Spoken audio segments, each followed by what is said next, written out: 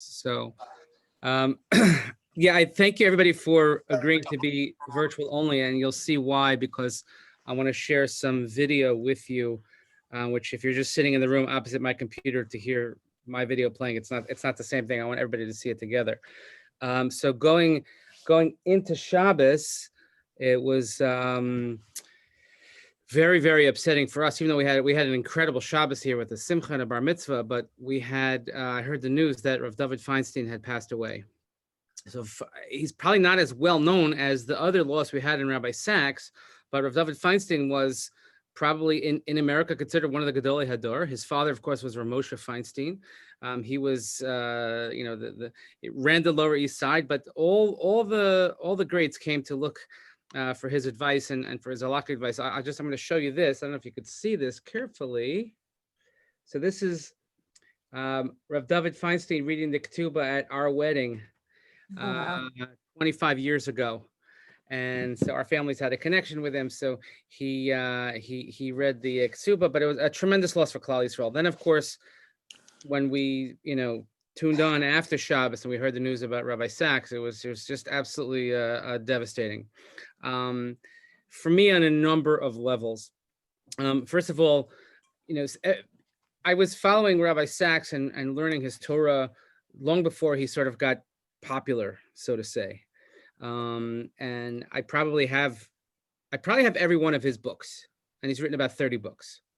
And when you read his Torah for the first time, or if you really start to sink your teeth into his writings, you say to yourself, like, wow, this, like, it's speaking to me. I get it. And you just want to read more, and you want to read more, and you want to read more. And the depth and the breadth of his knowledge, considering, by the way, he's not, as you would say, classically trained. He didn't grow up in necessarily in the circles you would expect, let's say, somebody of a chief rabbi's ilk to have grown up in, but his ability to reach not only the Jewish community, but the broader community, talking about ethics and morals, which he spent a great deal of his time writing about, was something that's truly incredible. And look, I'm not somebody who's necessarily starstruck. We meet a lot of interesting, but there's one person in my life I said I always want to meet Rabbi Sacks. I always want to, I've heard him many times. I said I always want to meet Rabbi Sacks. And thank God in 2015, I was very involved in bringing Rabbi Sacks to our community. And if you remember, he spoke at Kushner and as part of a program with Yeshiva University. So this is something I keep on my desk, this picture. Oh, how nice. So what I'll explain to you what's actually happening in the picture. In the picture here is it's I'm talking to Rabbi Sacks, and it's Rabbi Solomon is right next to us. Mendy Solomon is right next to us. And we were actually making fun of Rabbi Solomon because he roots for Liverpool in the soccer league. And we were having a conversation of that. And then this was the picture. We had a meeting right before. So this is all the community rabbis. I know it's kind of hard to see, but all the community rabbis we had. And this is a prized possession of mine, something that I keep right near my desk that I look at all the time. And it happens to be that. So last night we had the senior class of Kushner over at our house. They had the senior barbecue, and I was completely blown away, by the way, because first of all, the dedication of the educators. This is after hours, talking about 5 to 6:30, and they stayed and they came early and they set up, and what they do for our kids is just tremendous. And the kids, it's voluntary, and seniors, you're talking about two words, voluntary seniors, which don't necessarily go hand in hand. And 55 kids came outside, spaced accordingly. Everybody was wearing a mask, but we had a beautiful barbecue, a kumsitz, and I had the privilege to speak to them. So naturally, I spoke about Rabbi Sacks, and I share with him. So I've been plugging this lately, his latest books, which came out right after Rosh Hashanah. I highly recommend getting this book. If you don't have any of his books, get this book. It's the latest in the Covenant and Conversation series, and he has life-changing ideas and a short idea for the Parsha, and then a thought at the end. This is the life-changing idea. So I shared with them the one from last week's Parsha. This Shabbos, I'm going to share the one from this week's Parsha, which it was like tailor-made because it's going to be, this Shabbos is the yahrzeit for Sam Halpern, Zichrono Livracha. And, I was trying to find the appropriate remarks, and it's as if he wrote the piece in there for this week's Parsha for Sam Halpern's yahrzeit. It's unbelievable. So it behooves us then to to reflect, to learn, to share, and to study his Torah. Now, before we get to the Torah part, I'm sure everybody here has heard him or seen him, but I spent a lot of time looking through the right things. So I'm going to share 3 videos with you that we're going to watch together. One is a TED Talk that he gave in 2016, right after actually the US elections, apropos right now. And the second is when he received earlier that year, there's something called the Templeton Prize that's given in the UK. And as a surprise, his daughter got up to speak. His daughter Gila spoke about her father, and just seeing his reaction, not knowing that she was going to speak, and seeing his reaction at her getting up on the podium is priceless. It's worth it just for that. And third, they did release the Hespedim that took place at the cemetery. You can imagine somebody of his stature, chief rabbi who affected millions of people. That's not an exaggeration. Millions of people were affected by him, and 30 people in the cemetery at his levaya. But the third video we're going to look at is the video of Gila again speaking about her father at the cemetery. She's quite polished and quite something. So I'm going to just share my screen, and then we'll go to that first. Let's see. Tell me if do you see the YouTube video up there now? Do you see it? Yes. Okay, so I'm going to play this. You hear it? Yeah.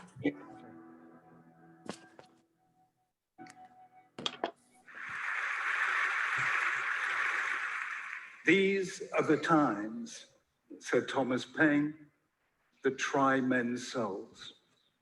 And they're trying ours now. This is a fateful moment in the history of the West. We've seen divisive elections and divided societies. We've seen a growth of extremism in politics and religion. All of it fueled by anxiety, uncertainty, and fear of a world that's changing almost faster than we can bear, and the sure knowledge that it's going to change faster still. I have a friend in Washington. I asked him, what was it like being in America during the recent presidential election? He said to me, well, it was like the man sitting on the deck of the Titanic with a glass of whiskey in his hand, and he's saying, I know I asked for ice.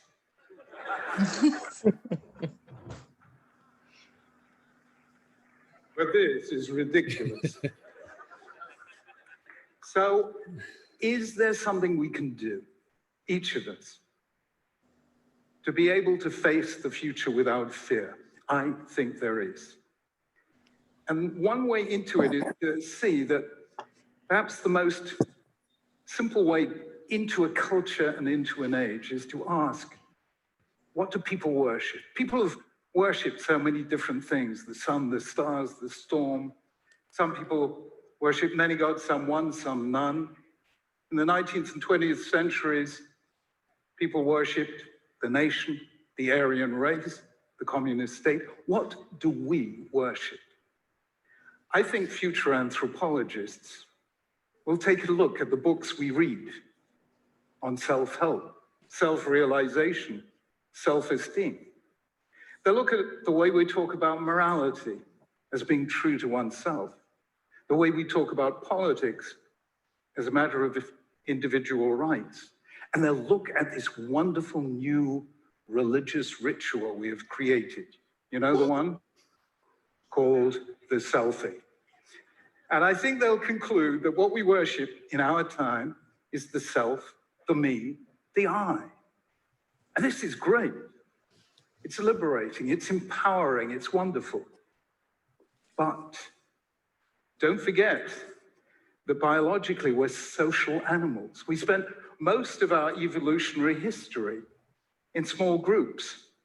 We need those face-to-face interactions where we learn the choreography of altruism and where we create those spiritual goods like friendship and trust and loyalty and love that redeem our solitude.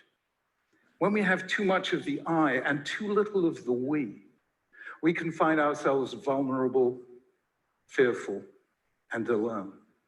It was no accident that Sherry Turkle of MIT called the book she wrote on the impact of social media Alone Together. So I think the simplest way of safeguarding the future you is to strengthen the future us in three dimensions: the us of relationship, the us of identity, and the us of responsibility. So let me first take the us of relationship. And here, forgive me if I get personal. Once upon a time, a very long time ago, I was a 20-year-old undergraduate studying philosophy. I was into Nietzsche and Schopenhauer and Sartre and Camus. I was full of ontological uncertainty and existential angst. It was terrific. I was self-obsessed and thoroughly unpleasant to know, until one day I saw across the courtyard a girl who was everything that I wasn't. She radiated sunshine. She emanated joy. I found out her name was Elaine. We met, we talked, we married, and 47 years, 3 children and 8 grandchildren later, I can safely say, was the best decision I ever took in my life, because it's the people not like us that make us grow. And that is why I think we have to do just that.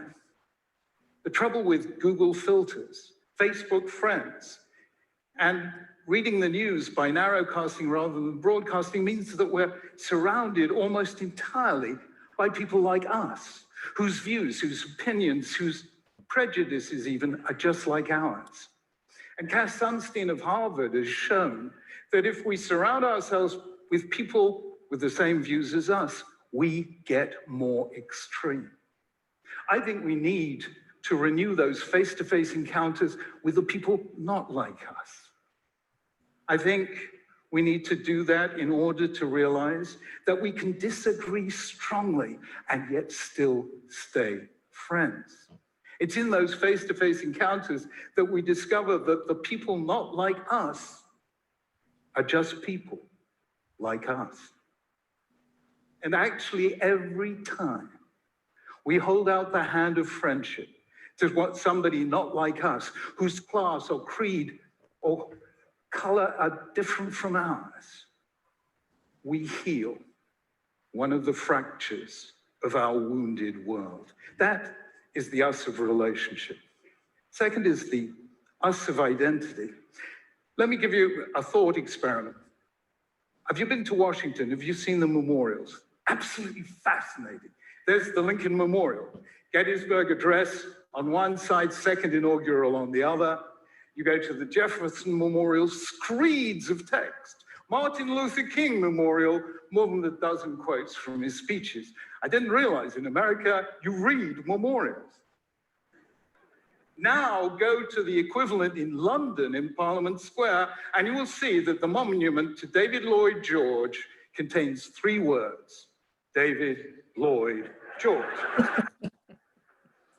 Nelson Mandela gets 2, Churchill gets just 1, Churchill.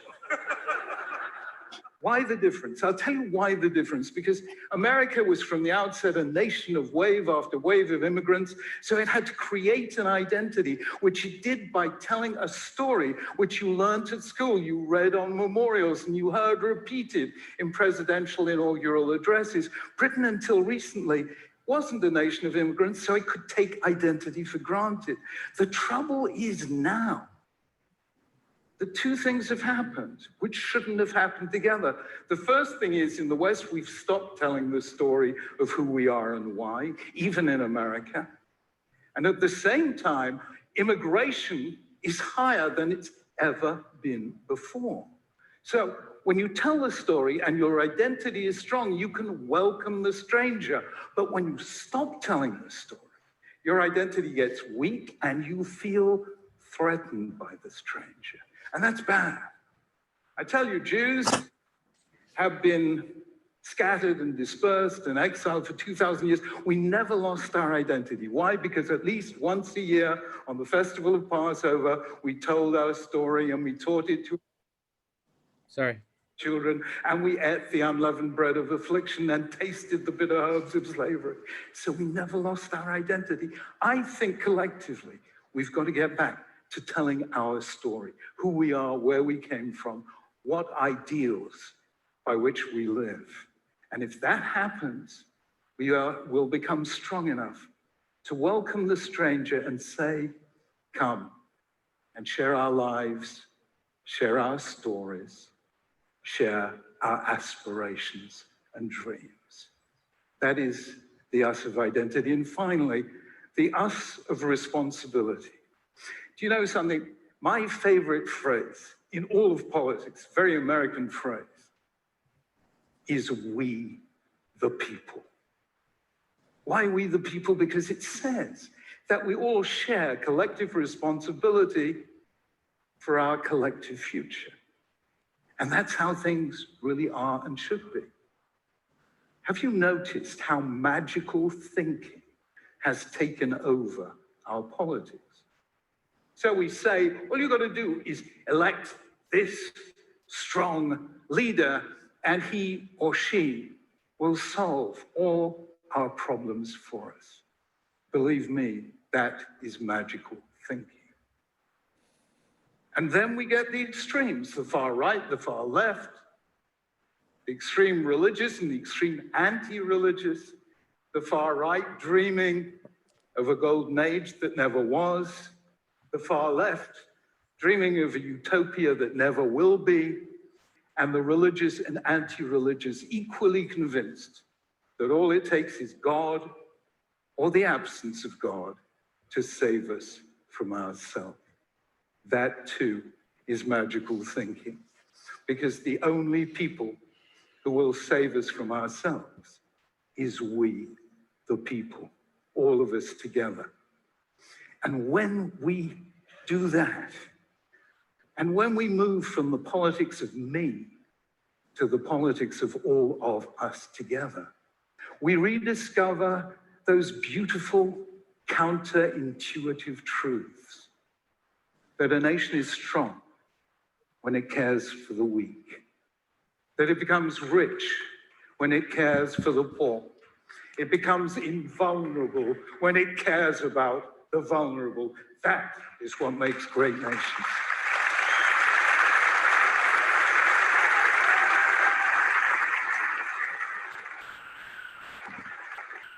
So here is my simple suggestion.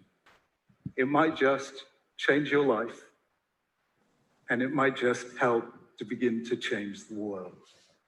Do a search and replace operation on the text of your mind. And wherever you encounter the word self, substitute the word other. So instead of self-help, other help. Instead of self-esteem, other esteem. And if you do that, you will begin to feel the power of what, for me, is one of the most moving sentences in all of religious literature. Though I walk through the valley of the shadow of death, I will fear no evil, for you are with me. We can face any future without fear, so long as we know we will not face it alone. So, for the sake of the future you, together, let us strengthen the future us. Thank you. So I don't know about you, but that is incredible. And I think that's a message that's needed now probably more than ever. And I don't know if anybody could disagree with that. I mean, and there's so many things, and when I'm watching this and soaking this, something like, my God, we're not going to be able to ever hear this again. Only on recordings and what was, and just to give you a glimpse. And this, again, this is just a glimpse. If you want to, Gail, I would recommend, I don't know if you've seen this, but the speech in 2013 that he gave to AIPAC, if you remember that, also it's out there. It's very easy to find.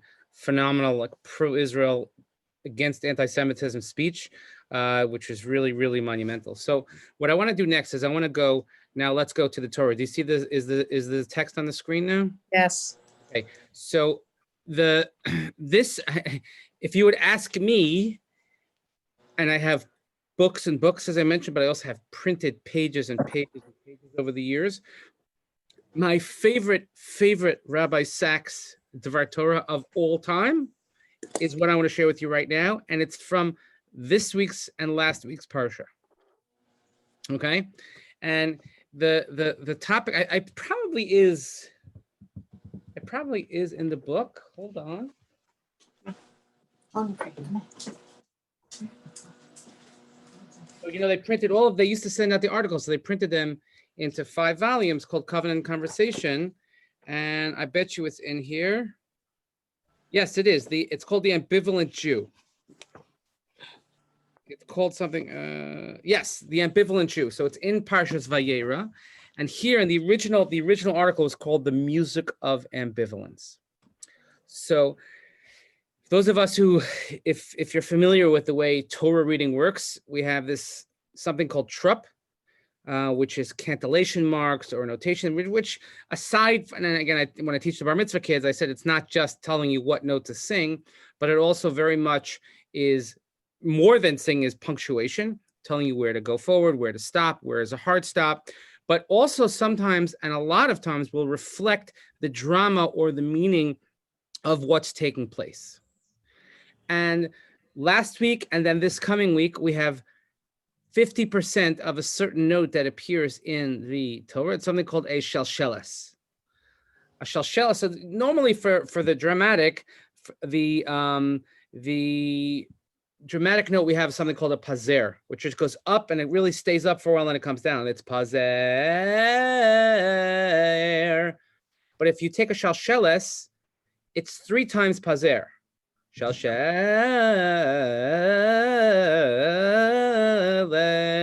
So there has to be something else. There's only 4 times that it appears in Chumash. 3 out of the 4 are in Bereshit. So we're going to look at that actually. And this is his Dvar Torah. He says that there's no word for ambivalence in Torah language. And he says, if you look at, again, I'm paraphrasing because, the way he writes and speaks is just incredible. And if you look at each of these 3 episodes in Bereshit, you could sense that you could feel in the words what's taking place in the story. And he actually starts with Chayei Sarah. We're going to go to Yosef, and then we're going to come back to last week's parsha, which really brings out this Dvar Torah. So in the beginning of this parak here, Avraham is post Sarah. He's buried her, and he has to find a wife for Yitzchak.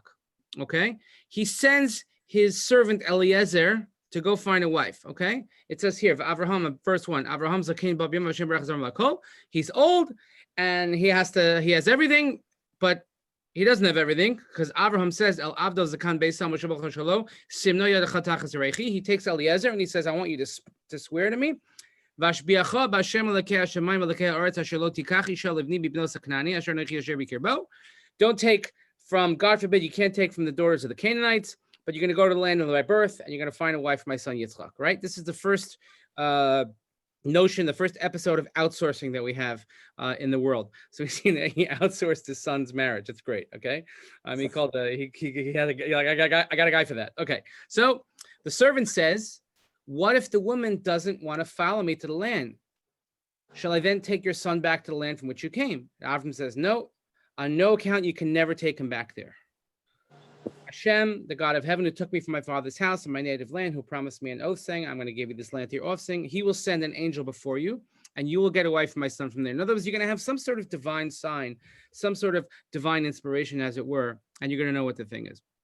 And if the woman does not consent to follow you, then you're clear of this oath to me, but don't take my son back there. Now, what's happening here is that the word in Pasuk Hey, right here, ulai, if you could see my cursor, ulai, there are different ways to say what if, or it could happen. There's efshar and ulai. Ulai, the Chazal teach us, is sometimes suggest that maybe it's a situation where you don't want to come true, or you're not sure it's going to come true. So he says you're going to get a divine sign, but if you don't get the sign, or if the woman doesn't want to come, you're absolved, you're free from the oath. So the servant swears, and he goes back, and he takes the camels, and he goes to Haram Naharaim, he goes to the city of Nachor, He made the camels kneel down. Fine. Then look at pasuk 12. Now let's look at this here. Okay. You see that? You see the trup on that? Right there. You see that? Yeah. Yeah. That's called a shelshelis. It's a zigzag, but the way it sounds, the way it's written, but he says that represents ambivalence. What is it? Vayomar. And he says, Hashem Elokei Adoni Avraham Hakreno Lefana Hayom V'aseh Chesed Im Adoni Avraham. Oh Lord, he said, God of my master, grant me good fortune this day and deal graciously with my master Abraham. And he goes and he says, and I'm going to put out, and if whoever comes to pick up the water, who's going to help with the water, she's going to be the one. So what Chazal teach us, they said that first of all, Eliezer had a couple things on his mind. First of all, there was the ambivalence. He wasn't sure if this is like, is this really accurate? Like, is this enough? Is this enough to say that this is, I really know that's the right girl because, you know, she goes and gets a bucket of water. Isn't this some sort of almost tantamount to idol worship, magic, you know, some sort of chicanery, whatever's going on, who knows? But maybe that's not the right thing. Others felt that, you know what? He didn't want it to work because if you remember when Avraham and last week, when he said, God, how am I going to know that I'm going to inherit? And he says, it's going to be just me and Eliezer. He's going to inherit me. Eliezer had an ulterior motive. He had a daughter also. He wanted his daughter to marry Yitzchak. He wanted to be part of the covenantal family. Okay, so if that's the case, I'm sorry. Hello. Gotcha. So if he's the one that's looking, so this represents this Vayomar. He's about to present this case, but he's like not sure he really wants to go through with it. So this is episode 1. It's not as dramatic as the other two, but it certainly reflects this this notion. So the next place that we have here in let me just go here.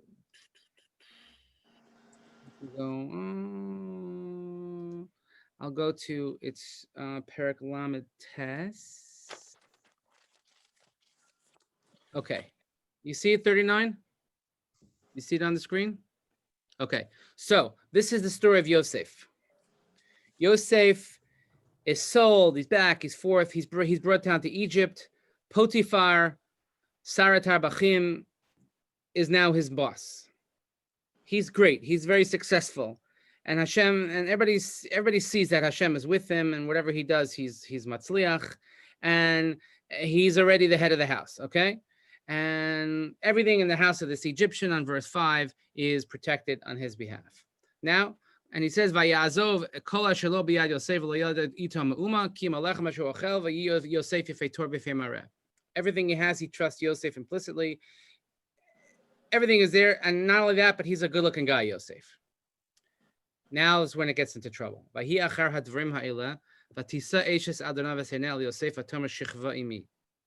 his time, his master's wife cast her eyes upon Yosef, and she says, he's good-looking. The husband's out of work, the wife is home, and Yosef is there. She's like, no, let's machfrilach. But look at the pasuk 8, okay? There you see it again, the word vayima'in. You see that? This is the third out of 4 shalshelis that we have in the Torah. Vayima'in. Vayima'in means that. Oh, sorry. I went too quickly with that. He refused? Right. Vayima'in. He refused. He's like, look, my master would give no thought to anything in the house, and he owns this place. So, in other words, Yosef is tempted. He's very, very much tempted to succumb to this. And by the way, this isn't a one-time thing. It was probably a daily thing. And then finally, it happens that, and the pasuk continues, Yosef yom yom v'lo shamayla. This is, how much can he take? And he's almost ready to give in. And then the pasuk says, this is again the origin of the greatest Jewish guilt of all time. It says, that the appearance of his father's face came to him. He's about to succumb to his temptation. And then he sees his father's face, like that's like the worst. Oh my God, like the biggest guilt trip you could ever get. So this vayima'in,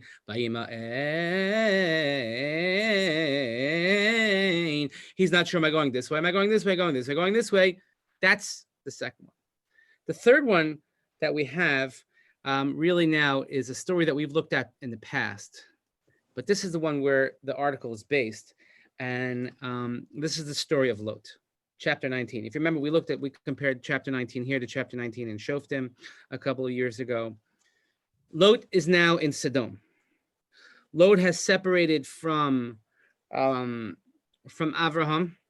They said, what do you want? I'll take this. He goes down to Sodom area. He wants the lush pastures there, whatever it is. Again, this is before Sodom was destroyed.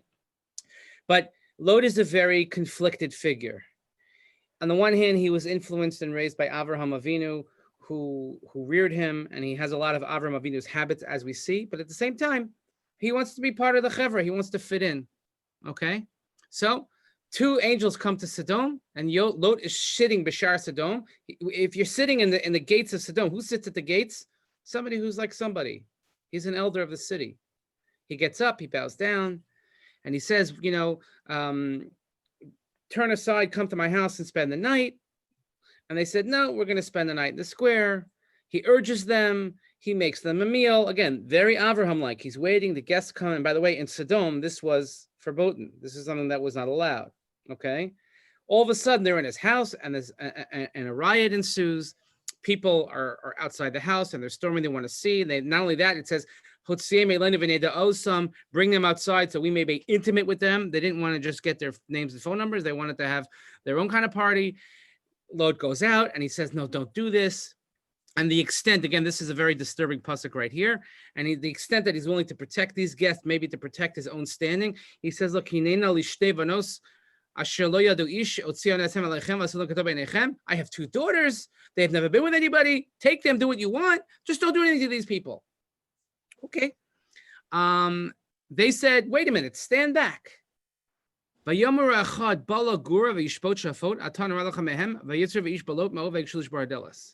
said, wait a minute. You come here as a stranger, and now you're going to act like a boss over us? So it just goes to show you that as much as he tried to fit in, they never truly accepted him. They stretched out their hands. The angels stretched, they pull out in the house, and they do some sort of plague on everybody outside to buy some town. And they said, look, who do you have here? And he's like, I have my son-in-laws, your sons and daughters. He says, we got to get them out of here because we're going to destroy this place. God has sent us here to destroy Sodom. So, verse 14, Lot, he speaks to the son-in-laws, he speaks to the daughters' husbands, and he says, we got to get out of here because God, and it says, they're laughing. What are you joking? We're not going anywhere. We love it. We're citizens here of Sodom. We're not leaving.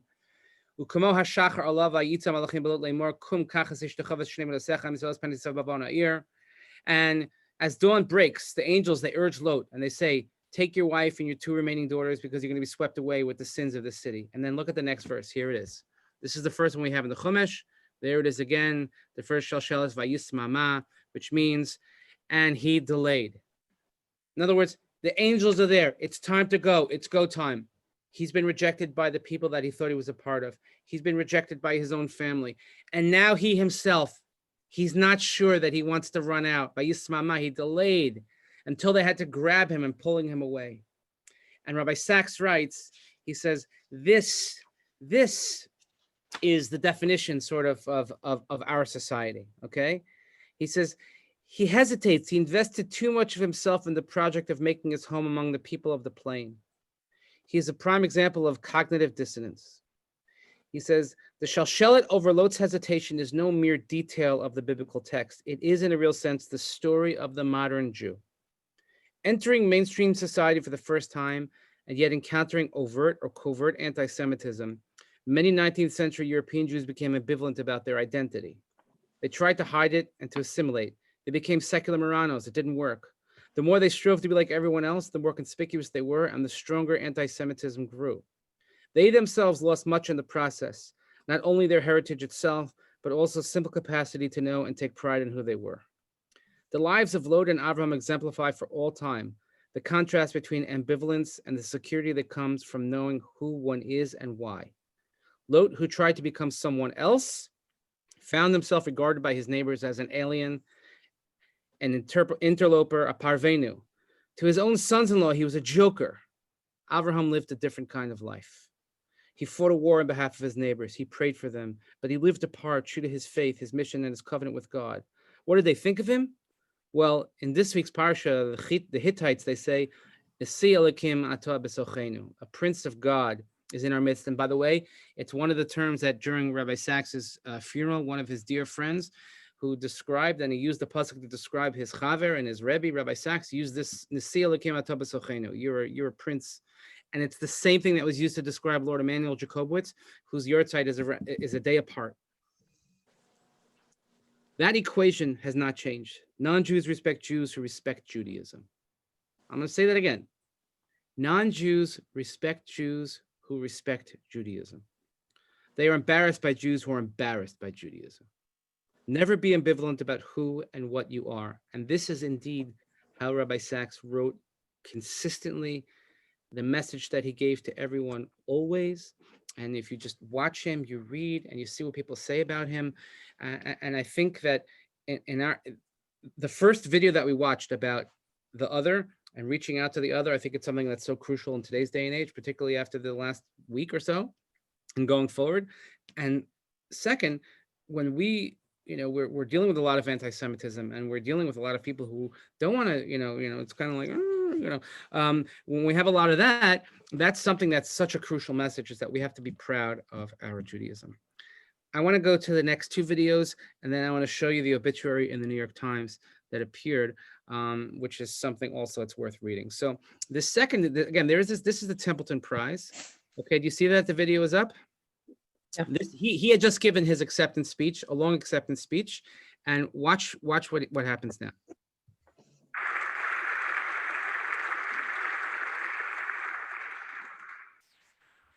Thank you, Rabbi Sacks.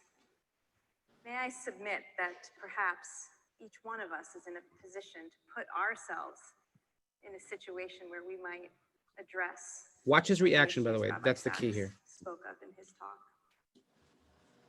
Before we hear one more selection from the Shabbaton Choir and the Sacks Marasha Primary School Choir, a piece called Osei Shalom, which was written in 2008 to celebrate the 60th anniversary of Israel.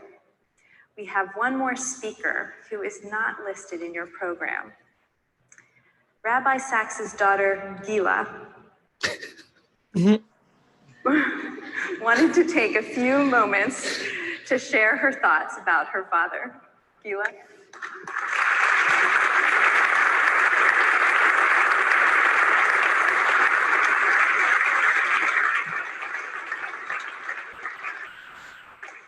Members of our family will never learn that you never, ever follow. Good evening. Firstly, I would like to thank the Templeton Family and Foundation for allowing me to share a few thoughts this evening on behalf of my brother Josh, my sister Dina, and our families, and to thank them for honoring our father in this extraordinary way. You have made him very happy, and for that, Josh, Dina, and I are so grateful. Many wonderful things have been said tonight about our father and what he has achieved. But I was asked to say a few words about what he has taught us, his children. I thought that would be easy. But it turns out that it is next to impossible to separate out what a parent has taught you from the you that you are, to know where to start, to find the words. So let me just tell you 3 things about our dad. Before I do, it may be a cliche, but it's the truest one I know. I don't think he would mind me saying that whatever he has done, he could not have done any of it at all without the strength which he and we get from our amazing mum.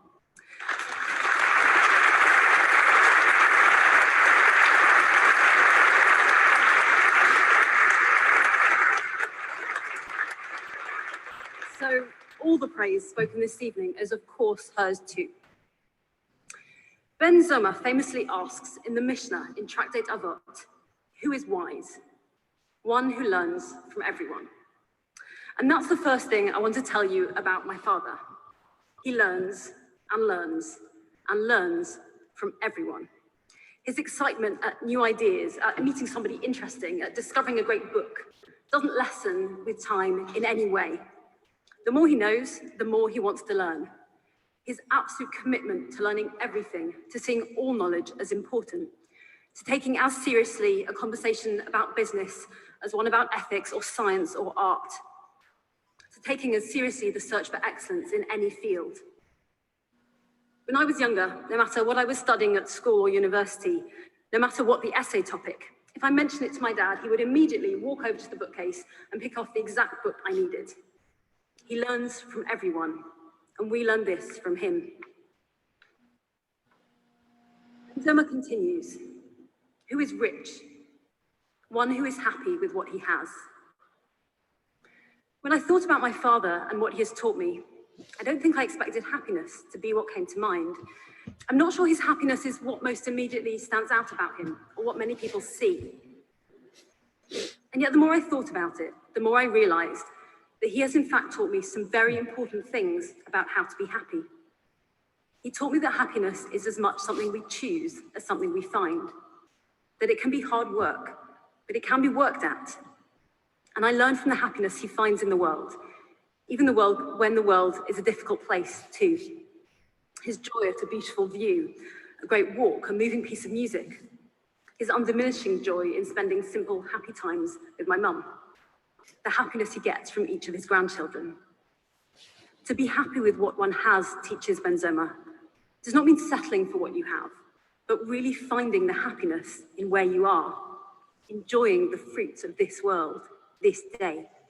And that is the second thing which we learn from my father, and perhaps that sometimes he learns from us too.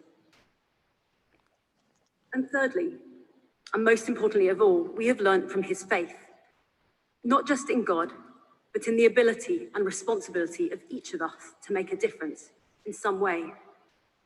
To not ever just accept the world as we find it, but to always, always believe it can be different, and to believe that there is no reason at all that that difference can't be something to do with us.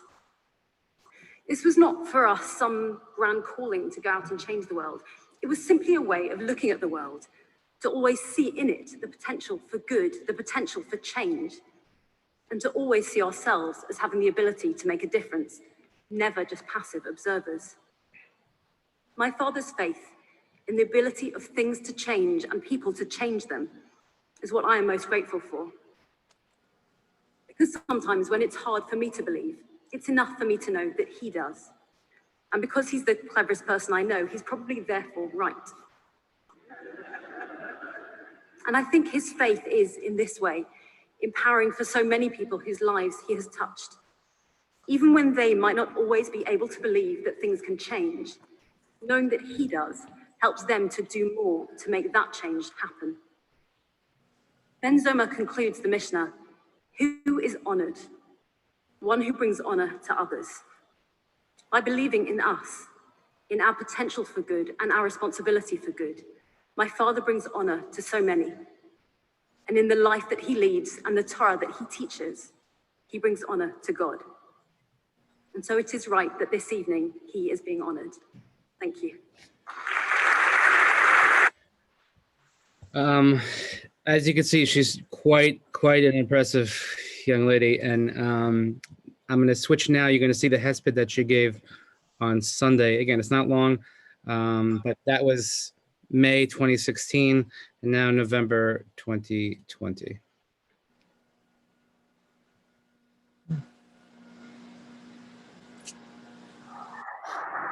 And to finish this part of the proceedings, on behalf of the family, Gila.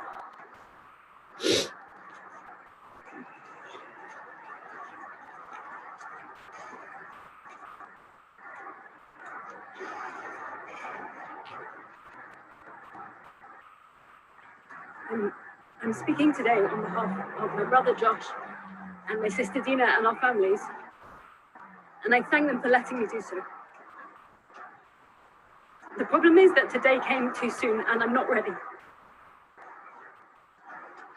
I don't know how I can process and sum up what kind of father my dad has been to us, or begin to know how to say thank you to him. That will take time. For now, I wanted just to share 2 moments from the past few days, which helped me to understand what he has given me. The first was a work phone call a few days ago, totally unconnected to my father. A colleague and I were discussing COVID. She talked about how in the world and in policy, there are solvable problems and unsolvable problems.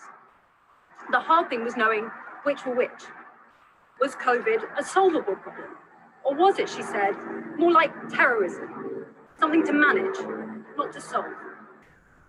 And while she was talking, I just thought, I don't understand. Of course all problems are solvable. Some are hard. Many are bigger than any one individual, even one nation. But surely it goes without saying that problems can be solved. How could it be any other way? And I had a moment of clarity about what my dad had given me.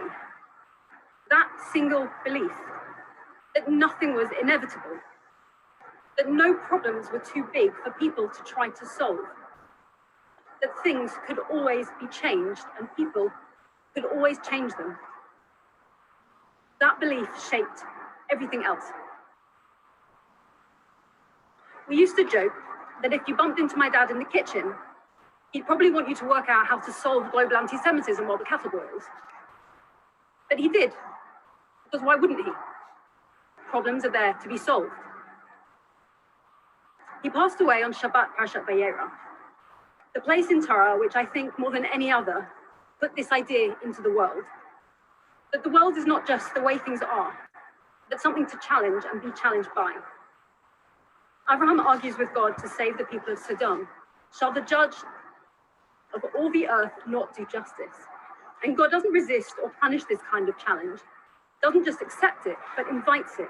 Shall I conceal from Abraham that which I'm about to do? It's a story we're so familiar with that I've forgotten how extraordinary it is until reading again yesterday.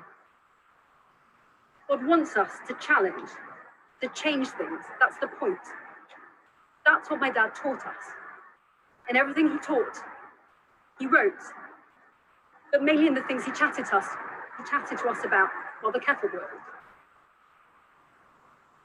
The second moment was yesterday morning. I had gotten home from the hospital after he passed away and picked up the last book he published on life-changing ideas from the Parshat. I turned to Vayera and read this. Abraham was chosen so that he would instruct his children and his household after him to keep the way of God by doing what is just and right. He was chosen to be a father. His name means that, Avraham, a father of many nations. He wrote, Abraham was chosen to be a parental role model. And he goes on to ask, how can that be? Abraham abandoned his own father and nearly sacrificed his son. What kind of role model is that? Surely the opposite of what one would expect. And he explains that what Abraham was doing was introducing into the world the idea of the individual, that people were not, as had previously been believed, subjugated to the family unit under the power of the father. People, each uniquely in the image of God, were to be individuals with their own identities, not simply a continuation of the family line. Abraham, as the parental role model, is the parent who makes space for his children to be themselves, he explained. Reading that a few hours after he died, I felt his love overwhelmingly, because that is what he gave us, above all.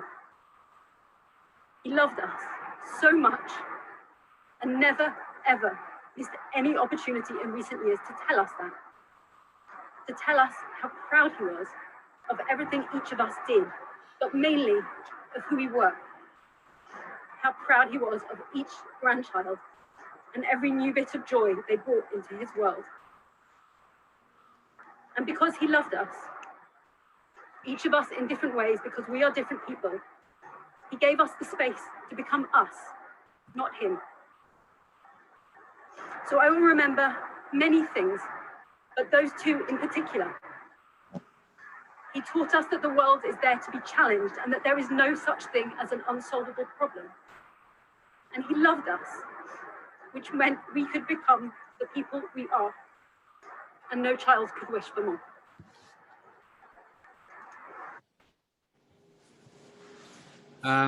Yeah. Finally, I'll just show you the New York Times. Ari Goldman, President Ari Goldman. gives his history here. It's worth reading. Talks about a lot of his books, but I'll show you just some from what struck at him is his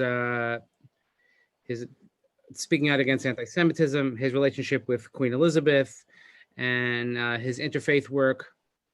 Here, he was born on March 8th, 1948. Interesting, right before the State of Israel. He's a little bit older than the State of Israel. To Louis Sacks, a textile trader, and Louisa Frumkin Sacks, who had driven ambulances in London during the Blitz. Unlike other future rabbis who did not attend Jewish schools as a child, but rather was educated in Anglican schools. He studied philosophy at the University of Cambridge. So he wasn't. He said he was a philosopher, and then somehow he got roped into rabbinical school. So he says in the mid 1960s, at age 19, he embarked on what he called a Greyhound tour of North America, looking for academic and spiritual direction. Two encounters in particular were life-changing. He met with Rabbi Soloveitchik and he met with the Lubavitcher Rebbe. He says, Rabbi Soloveitchik challenged me to think. Rabbi Schneerson had challenged me to lead. He decided to devote his life to Jewish study and leadership. He was ordained in 1976, PhD, London, and synagogues before chief rabbi. He wrote more than 25 books, and he's survived by his wife. Look, this was actually referenced in Rabbi Rosenfeld in his. I recommend, if you have time, to look at the other eulogies. There are 4 others that were given, and they're all that's linked in those recordings. Rabbi Sacks appeared on a BBC program called Desert Island Discs, where celebrities are asked to imagine what they would take with them if they're stranded on a desert island. He uses those items to shape a discussion about the guest's life, career, and passions. Rabbi Sacks said he would take a Talmud, a Jewish library of law and lore, and a pencil to write a commentary on it. As for music, he would take a devotional song from the Lubavitch tradition called Sama Lecha Nafshi, which means my soul thirsts for you, God. Quite simply, he said, I hope that someday something like that would be my epitaph, that his soul thirsted for God. And indeed, Rabbi Rosenfeld, he mentions this story, and then he starts singing the song. It's a very definitive tune, Sama Lecha Nafshi, and he sings it. It's unbelievably moving. I hope that we'll take the time and in the next yourself to get one of his books if you don't already have, and to read and to learn about and to learn from him, and the videos that we saw today, to share them, especially that first one, that TED Talk, that I think everybody we know needs to see that. You could do your part, and if we learn nothing else from him, it's that we all have the ability to do something to affect some sort of positive change, if not even within ourselves, but with those around us as well. So we hope that the Neshama of Yaakov Tzvi ben David Aryeh should have an aliyah. I'm still wrapping my head around this. I can't imagine that we're going to have a world where I'm not going to get sort of a weekly email, and I'm not going to have a book coming out every other month from him, and something new that I could sink my teeth into and wrap my hands around and really incorporate into how I teach, or into how I do my work. And the loss for Klal Yisrael, and just speaking with colleagues and all over the spectrum. It's such a tremendous loss for Klal Yisrael. So, we have to fill this void. So again, Yehei Zichro Baruch, may his neshama have an aliyah. And again, we should do our best to spread his Torah, to learn his Torah, and to really take it to heart. So, I thank you for sort of going along with this kind of a different format today, but this is what's been obviously dominating my thinking. I couldn't even really sleep, because it's like constantly in my mind that what Klal Yisrael can how what's been taken from us, and we only heard a month ago that he wasn't well, and then it was such a precipitous decline, unfortunately. But it's a giant of giants. So, and luckily with today, because of modern media, we have the ability to access so much of this. So spend some time, look around YouTube, you'll find some really good stuff. Again, I hope everybody should have a good day. And thank you so much for joining, and we'll see everybody back here very, very soon. Thank you. Thank you so Rabbi. much. Thank you. Rabbi, this was very meaningful. Thank you very much.